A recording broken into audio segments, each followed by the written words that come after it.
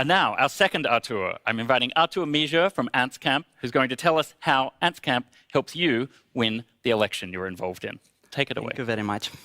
Hello, everyone. My name is Artur Mija. I'm from Republic of Moldova, and I'm a founder at Anttscamp. At Anttscamp, we believe that we can help political candidates build strong communities and win elections. But first, why are elections so complicated? So over the time, with the development of new media, the gap between politician and voter has been constantly increasing. Election campaigns are usually expensive, and the strategy, one message fits all, it's not working anymore. And sometimes, staff members have little or no experience in organizing field volunteers.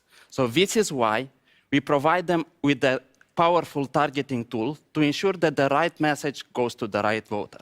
We also help candidates build a feedback loop with every single voter and build a strong community around those ties.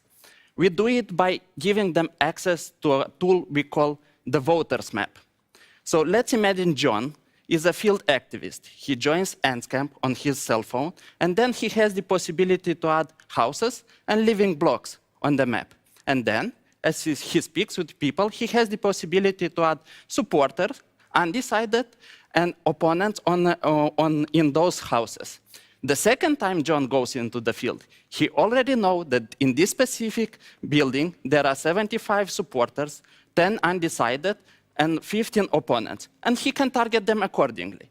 Give the message A to the supporters, give a message B with more arguments to those undecided, and avoid wasting time for non-voters and opponents. Of course, we work with sensitive data.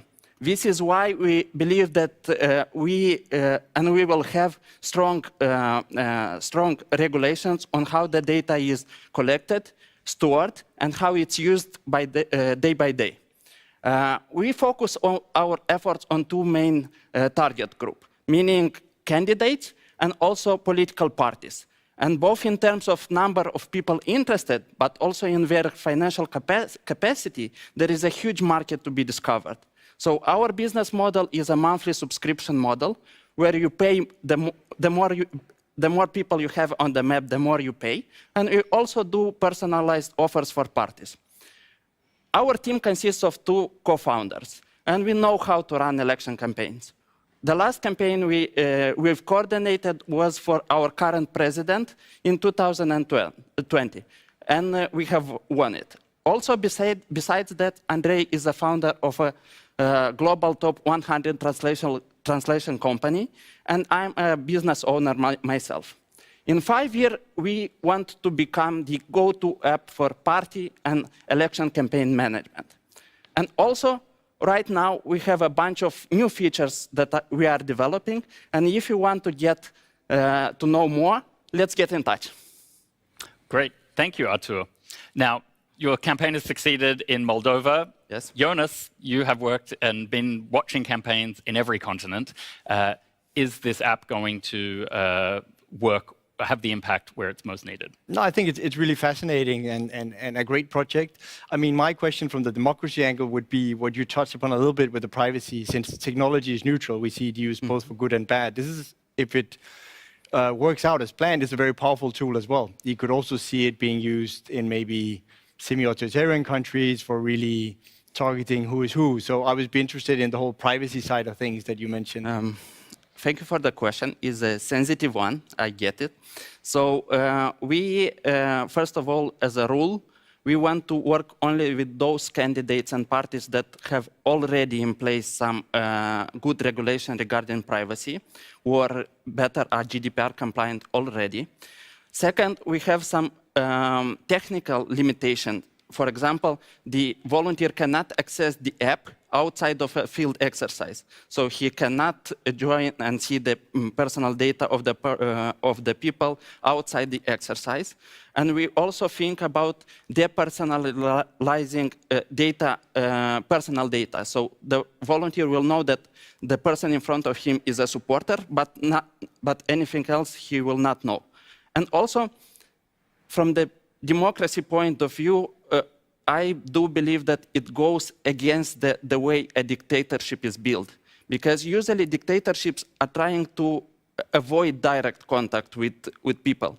They don't want to ask people what they think. They try to simulate democracy.